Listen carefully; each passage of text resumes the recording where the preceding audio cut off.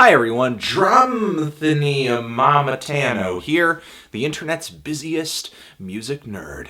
And it's time for a track review of the new Sun Kil Moon song, The War on Drugs, Suck My Cock. Strangely enough, this track is one of the most highly anticipated folk and singer-songwriter music singles to drop this year. It's a song from Sun Kil Moon, which, if you didn't know, is a musical project masterminded by singer-songwriter Mark Kozelek. Musically, Mark has had a pretty astronomical year with Sun Kil Moon, with the release of his album Benji, his latest album Benji, earlier this year, which has garnered him more attention than Sun Kil Moon has seen in a pretty long time, about the early 2000s, or even dating back to his 90s work in the Red House Painters. However, Mark's mouth has been gaining him more attention than his music lately, most notably at a North Carolina performance where he was said to have told the crowd, who he categorized as hillbillies, to shut the fuck up. But the biggest and most controversial incident of this occurred at an Ottawa folk festival where apparently Mark was playing at the same time as The War on Drugs, a Americana, alt-country, psychedelic krautrock band whose album I reviewed earlier this year. It was good. But the thing about The War on Drugs is they are electric, and a lot of their songs are quite loud. And I guess on the other stage they were performing on, Over the Hill, the sound was bleeding over, and Mark and his band and even the audience could hear it. I guess it was to the point where it was distracting.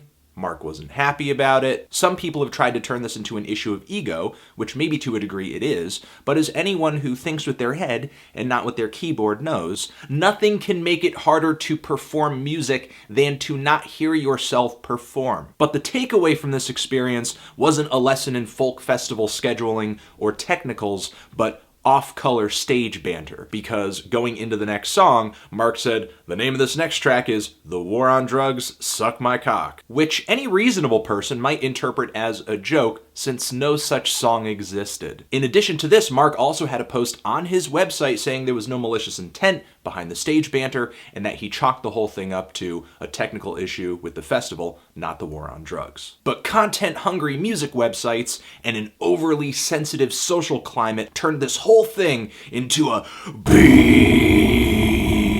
Sun Kil Moon versus the war on drugs. It may be a one-sided beef, but it's a beef all the same. For a lot of people, this assumption was confirmed when Mark dared to have an opinion on the war on drugs music, which was totally controversial for some reason. Musicians have preferences and opinions like the rest of us. Not only that, but Mark's criticisms are quite innocuous, mostly boiling down to dismissive comparisons to other artists, like John Mellencamp and Bruce Springsteen and Don Henley. For some people, this is going to be a bad thing. For some people, this is going to be a good thing, as evidenced by the numerous positive music reviews about the new War on Drugs record, comparing the War on Drugs to the very same artists. So, with Mark essentially unhappy and sort of aggravated, but still in good humor about this whole situation being turned into a beef, he decided to give us what we wanted, a song titled The War on Drugs, Suck My Cock. A song he immediately released after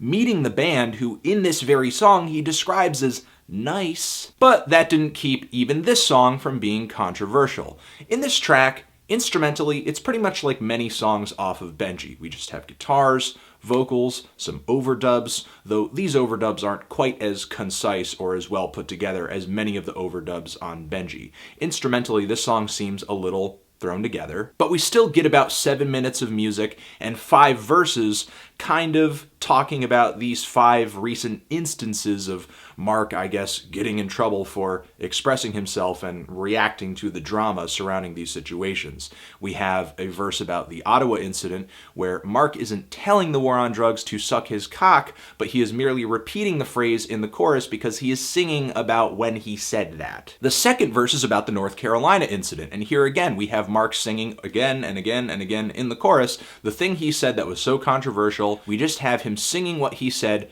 owning up to it, admitting it, but yet also not backing down, because Mark is of the position that he's not going to back down from stage banter or whatever random bullshit he says on stage. Which does make Mark look grumpy, and it makes him look like a curmudgeon, but after blowing the situation up into something it isn't, it's not like the music media is the moral authority on proper conduct. If Mark is beefing with anything, it's the needlessly dramatic overreaction to his off-color comments on stage. But of course, the music media isn't going to spin it that way. They're not going to act like Mark is mad at them. They're going to act like Mark is mad at the war on drugs. That makes it seem more dramatic. That makes it seem like it's more beef. Which brings us to the third verse on this track, where we are getting the only authentically meant pejorative terms on this entire song, I think, where Mark is calling a particular blogger spoiled, a bitch, and a brat, and a dumb shit for posting a bit of chalk graffiti, Sun Kil Moon, go fuck yourself. A little petty, but if that's how he feels, that's how he feels. From here, we go on to Mark meeting the war on drugs in the fourth verse. He says that their hair is long and greasy, even though they're nice, but he hopes they don't have lice. He goes on to call them the whitest band he's ever heard, but given that he thinks this song is funny, and it's totally meant in jest, we kind of have an instance of the pot calling the kettle black a little bit here. Not only that, but Mark repeating the opinions which he will not back down from on the war on drugs because there's nothing wrong with having an opinion. Mark pokes a little bit of fun at the war on drugs fan base in the last verse, which you have to understand must be in jest as well, since Mark probably has bridge and tunnel people as his fans as well. And that's literally what goes on in the track. Personally, I enjoyed this song. However, in a lot of ways, it's technically and lyrically flawed. However, it is self-aware in that. Do you think Mark really sat down and spent hours and hours and hours writing that blogger verse, writing that other verse where he's hoping that the guys in the war on drugs don't have lice? Mark clearly feels that all of this is trivial.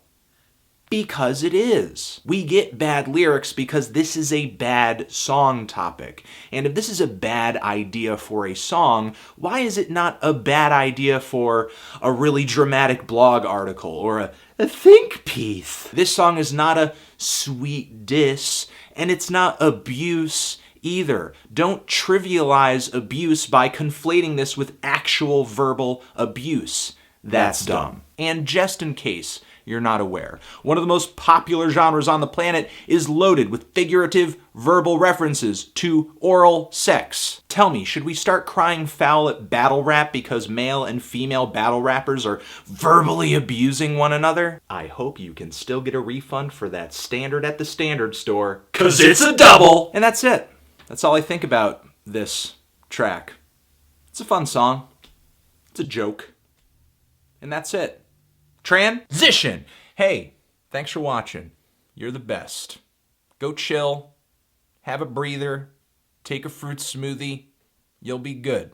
Just let those nerves calm down. Cool? Cool. Anthony Fantano, Sun Kil Moon, forever.